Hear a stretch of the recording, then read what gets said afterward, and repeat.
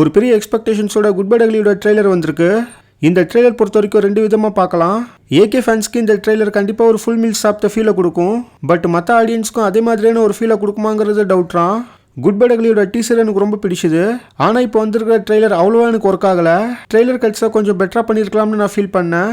இவங்க ரெஃபரன்ஸ்னு 1-2 இடத்துல வச்சா பரவாயில்ல, பட் எல்லா இடத்துலையுமே ரெஃபரன்ஸாக வச்சதுதான் இந்த ட்ரெய்லரோட மைனஸாக நான் பார்த்தேன். ஏகேல ஸ்டார்ட் பண்ணி அர்ஜுன் தாஸ், த்ரிஷா, பிரபுன்னு வந்த எல்லாருமே வேற ஒரு படத்தில் நடந்த சம்பவத்தையோ இல்லைனா டைலாகையோ தான் பேசுகிறாங்க. ஸோ இங்கே புதுசாக ஆதிக்கு என்ன செஞ்சாருங்கிற ஒரு கேள்வி இந்த ட்ரெய்லர் பார்க்குறப்ப எனக்கு தோணுச்சு. இது ட்ரெய்லர் தான், இதை வச்சுட்டு படம் இப்படி தான் இருக்கும்னு நம்மளால சொல்லிட முடியாது. மூவியில் சில சர்ப்ரைஸ் இருக்கிற மாதிரி நான் கேள்விப்பட்டேன். அதே மாதிரி ஸ்டோரியா ஸ்க்ரீன் பிளேவா இந்த ஜிபியோ ஆடியன்ஸ்க்கு பிடிக்கிற மாதிரி இருந்தாலே போதும். அந்த படத்தை ஓட வைக்கிறத ஆடியன்ஸ் பார்த்துப்பாங்க. ஆக்சுவலாக ஒரு ட்ரெய்லர் எதுக்குன்னா படம் இப்படி தான் இருக்கும்னு ஆடியன்ஸ்க்கு கிளியராக தெரிய வைக்க தான். குட் பை டக்லி இந்த டோனில் தான் இருக்கும்னு ஆதி கிளியராக இந்த ட்ரெய்லரில் சொல்லிட்டாரு. ஸோ நாமளும் இதே மைண்ட் செட்டில் போய் இந்த மூவியை பார்க்குறது நல்லது. முக்கியமாக நம்ம அஜித்தை இந்த மாதிரி பார்த்து பல வருஷம் ஆகுது.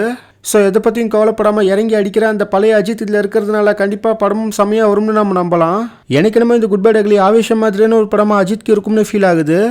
ரன் டைமும் 2 hours 20 minutes தான். உங்களுக்கு இந்த குட் பை டக்லியோட ட்ரெய்லர் எப்படி இருந்ததுன்னு கமெண்ட்டில் சொல்லுங்கள்.